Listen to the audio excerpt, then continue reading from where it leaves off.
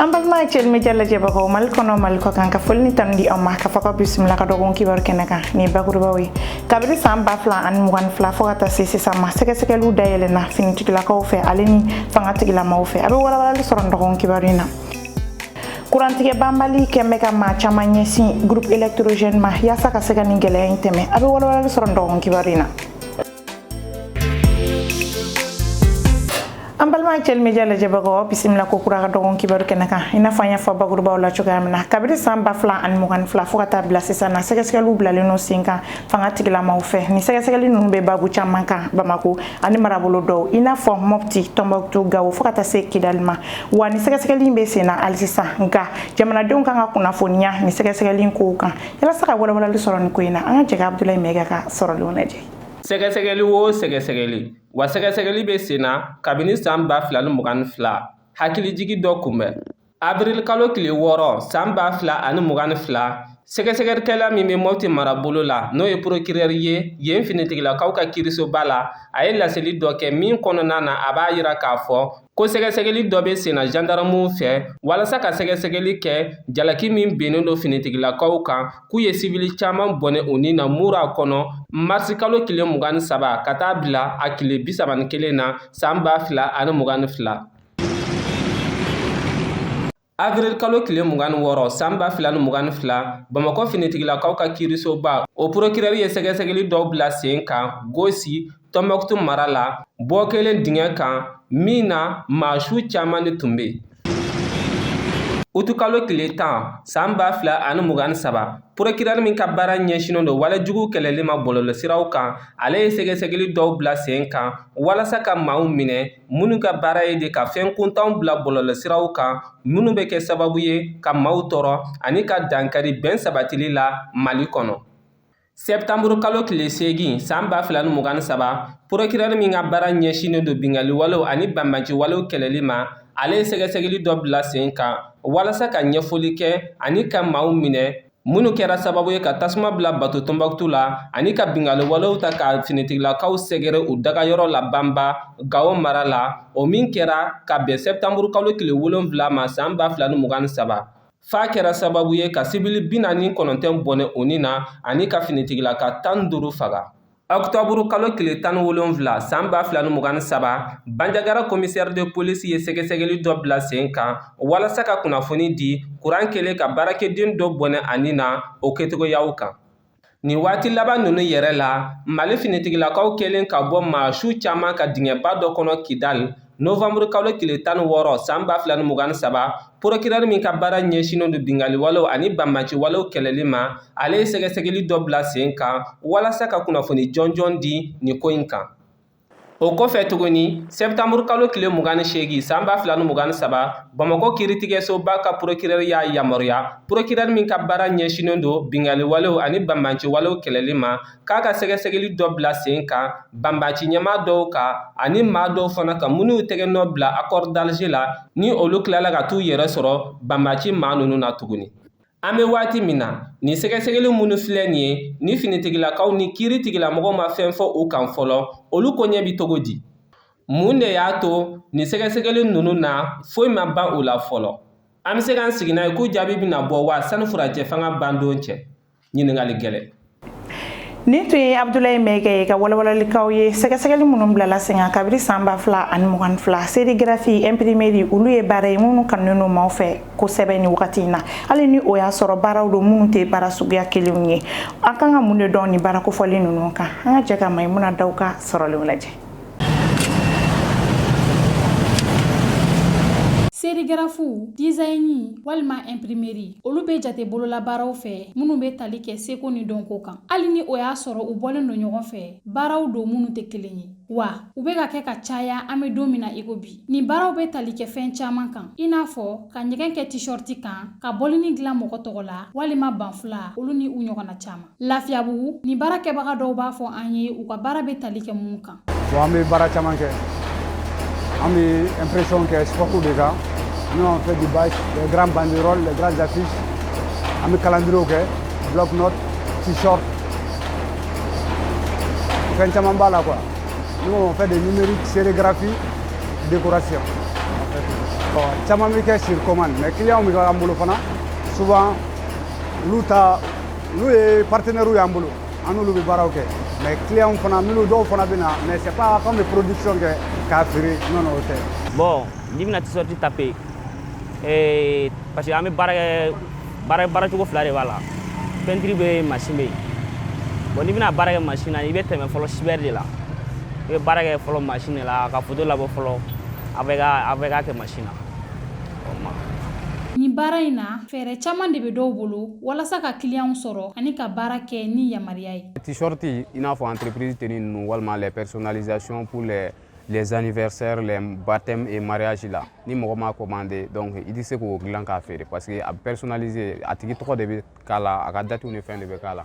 voilà. Bon n'i ka base kɛ fɛn dɔ ye o marché bɛ kɛ wagati dɔw la donc n'i y'a kɛ fɛn dɔ fana ye bon a marché tɛ jɔ par exemple ni mɔgɔ min bɛ dessin kɛ i n'a fɔ ne b'a kɛ cogo min na mɔgɔw ka bitigi daw la mɔgɔ min bɛ plaques dilan minnu bɛ banderole dilan minnu bɛ t-shirt ni casquette dilan donc wagati o wagati mana kɛ dɔw mago bɛ les entreprises sont là u mago bɛ u ka tenues la olu bɛ dilan bon ni mɔgɔ min bɛ bitigi kura bɛ tilen ka dayɛlɛ dugu in kɔnɔ ni mɔgɔ min bɛ dessin kɛ olu la donc o marché tɛ jɔ i bɛ taa dessin kɛ mɔgɔw ka bitigiw la en même temps ne bɛ hali dessin kɛ so kɔnɔna ninnu la c'est-à-dire so kɔnɔna décoré en peinture donc i b'o kɛ donc so kuraw bɛ jɔ tant que so jɔ ma jɔ donc marché tɛ jɔ voilà. Dɔw bolo seli waatiw walima kalafili waatiw de la olu ka sugu ka di. Mohamed Kulibali b'a fɔ an ye a ye degun min sɔrɔ o la. Bon marché wagati dɔw b'a la marché a bɛ caya bon wagati dɔw b'a la a bɛ sumaya fɛnɛ i y'a faamu mais serigraphe kɔni bon fɛn chance la ko fana don quoi comme bololabaara don i y'a faamu bon serigraphe yɛrɛ ye fɛn dɔ ye presque fɛn naani ninnu na ka caya i b'a ye marché ninnu bɛ caman bɛ kun bɔ quoi i y'a ye ka daminɛ décembre ninnu kɔnɔna la ka taa awɔ bon ani seli fɛti ɲɛkɔrɔla ninnu na caman b'u ka fɛnw dilan fɛti ninnu préparation kɛ n'a ye bon baara in kɔnɔna la n ye degun dɔ sɔrɔ a la o degun kɛra mun ye c'est-à-dire fɛn kɔnɔna la sisan coronavirus wagati ninnu kɔnɔna la bon ani élection tɛmɛlen u ko an ma ko t-shirt t'a la bon vraiment o kɛra degunba ye serigraphe yɛrɛ bolo i y'a faamu bon an fana dayirimɛ de bɛ ninnu na i y'a faamu bon n'a fɔra ko t-shirt dilan tɛ fɛn ninnu na élection ninnu na o b'a f'i ɲɛna a bɛ kɛ degun y'an ma quoi parce que an fana degelen n'olu la élection ninnu ɲɛkɔrɔla la u bɛ na ni t-shirt ye an b'a dilan i y'a faamu bon vraiment o kɛra degun y'an bolo kosɛbɛ. Hali ni o y'a sɔrɔ u ka sugu ka di seli waatiw de fɛ serigraphew walima designerw bɛ u ka baara kɛ ni kanu ye hali ni o y'a sɔrɔ sugu tɛ ten kuma bɛɛ. A bɛ sodaw la baarayɔrɔw la sirakunw na groupe électrogène ale kɔni matarafalen no kosɛbɛ maliyɛn caman fɛ kabiri waati jan ka sababu kɛ kurantigɛ banbali mun bɛ sen na o mun kɛmɛ sababu ye ka maaw bila musakabɔ caman na hali ni o y'a sɔrɔ a feerebaw kɔni olu kɔni bɛ ka tɔnɔ caman sɔrɔ a feere la Nana Kadija Kone ale wulila ka se dugu kɔnɔ an ka cɛ k'a ka sɔrɔlenw lajɛ. Can tɔɔrɔlen no toro ni faamaw m'a lajɛ cɛ a ma ɲi dɛ nin tɛ ko ye dɛ.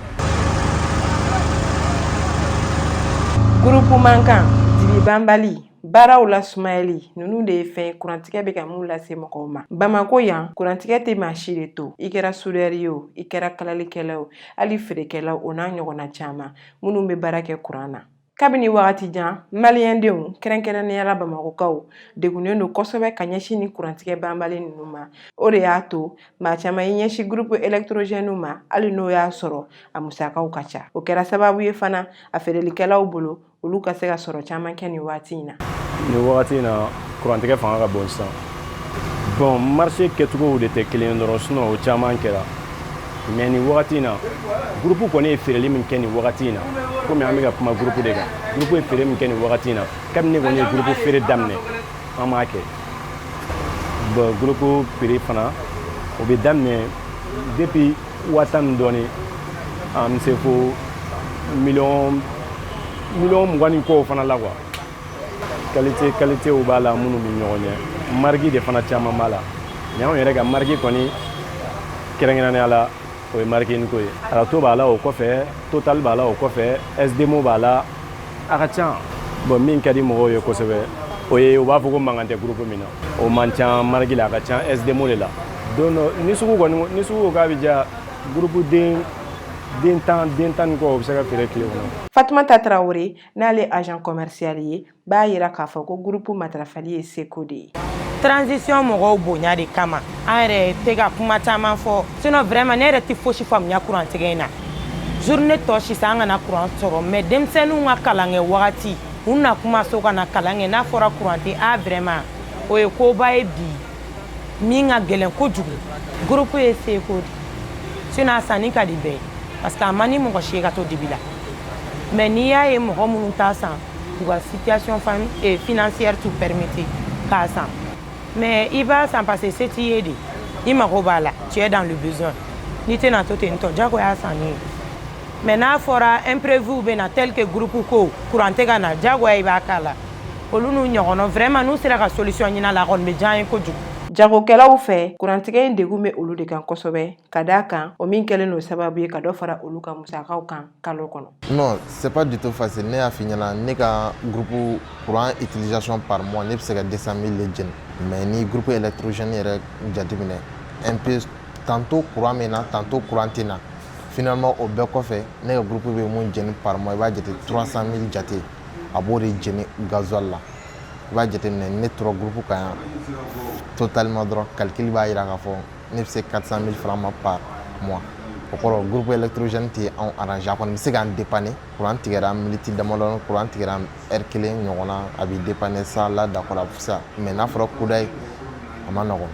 Waati n'a gɛlɛya don ne fɔlɔ an tun bɛ système minnu pratiquer courant ko fanfɛla i b'a sɔrɔ hali an ka climatiseur central minnu b'an ka bitigi kɔnɔ an tun b'u bɛɛ k'a la ka courant ni fɛnw to yen mais sisan courant ko gɛlɛya nalen na an bɛ dɔw k'a la heure la an bɛ dɔw k'a la waati dɔ la an b'a bɔ a la waati dɔ la pour que an yɛrɛ ka se k'an ka dépense bɛn ni an yɛrɛ ka sɔrɔ hakɛ. Courant tigɛ ko kɔni a tɛmɛna dan kan koyi courant tigɛ ko tɛmɛna dan kan dɛ depuis lundi fo sisan bi mercredi courant tɛ ka na an bɛ ka se tɛ minnu ye olu yɛrɛ bɛ dibi la i bɛ feere kɛ cogo di nin suguba in belebele n'a fɔra nin suguba in yɛrɛ courant yɛrɛ man ka tigɛ suguba kɔnɔna la commerce yɛrɛ commerçant ni courant tigɛra an bɛ feere kɛ cogo di par jour kuma dɔ la yɛrɛ an bɛ 2000 de k'a kɔnɔ a tɛ hali tile bɛɛ kɛ an sɛgɛnna trop kabako kɔni don courant groupe mankan a bɛ ka sigi ɲɔgɔn a bɛ ka bɛɛ tɔɔrɔ mais an seko tɛ o ni courant tɛ yen o tɛ diyagoya an k'a mɛn an k'a fɛn n'an continuer ta hɛrɛ tɛ yen dɛ bitigi an bɛ bitigi sara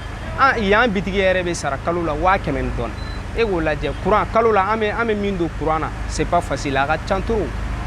groupe fana tuma bɛɛ an bɛ ka gasoil i yɛrɛ ye gasoil an bɛ ka kɛ fɛn